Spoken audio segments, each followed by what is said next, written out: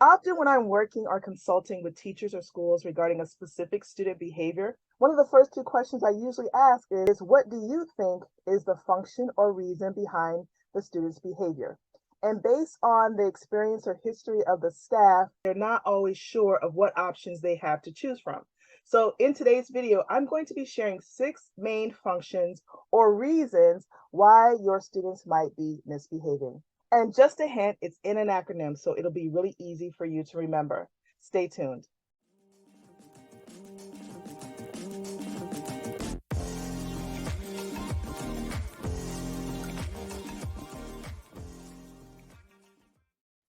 Hey, teacher friends, Michelle here, and I am a behavior strategist. I help teachers in schools learn how to manage their students and their classrooms with less stress and less struggle.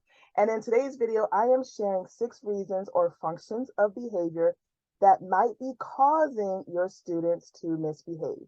It's important to know the reason behind a misbehavior so that it will help you pick strategies that will really target and focus on those behaviors.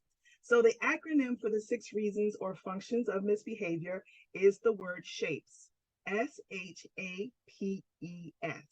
And so I like to use this term, what shapes your students' why? I think this acronym will make it really easy for you to remember the options you have when you're trying to figure out the reasons behind your students' behavior. So let's start with the first letter S.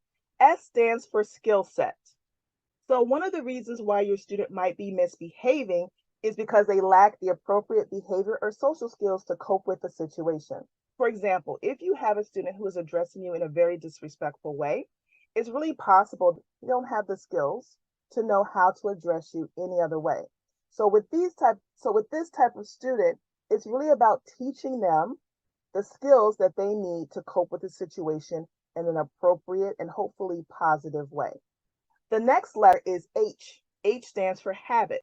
So for these students, their misbehavior has become a habit. Some students have been acting this way since kindergarten, and their behavior really has never been truly addressed. So it's really about helping them to break the habit. And for you, the teacher, this is going to take some patience and focus to help them change their habits. A stands for attention. Now, these are for the students who just love attention. Now, there's nothing wrong with liking attention.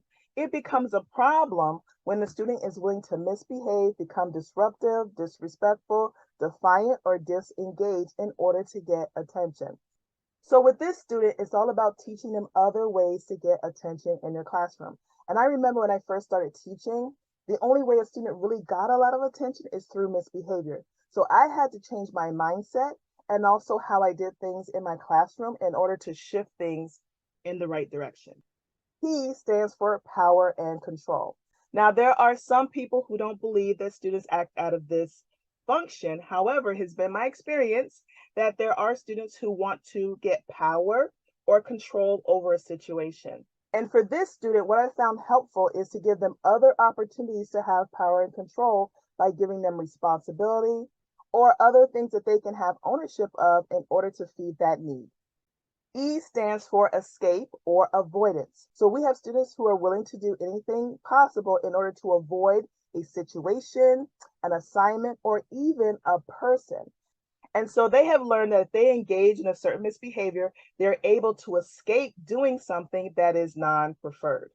For this student, I found that giving them mini breaks and also providing additional support to be very helpful with reducing this behavior. And the final letter is S. S stands for sensory. And I found that the function of sensory is not just for students with autism, but there are a lot of students who work well when certain sensory needs are met. Especially nowadays, I found that a lot of students work well when it comes with music or lighting. So it can really be helpful to understand and be aware of your students' sensory needs. Shapes, skill set, habit, attention, power and control, escape, and sensory. What shapes your students' why?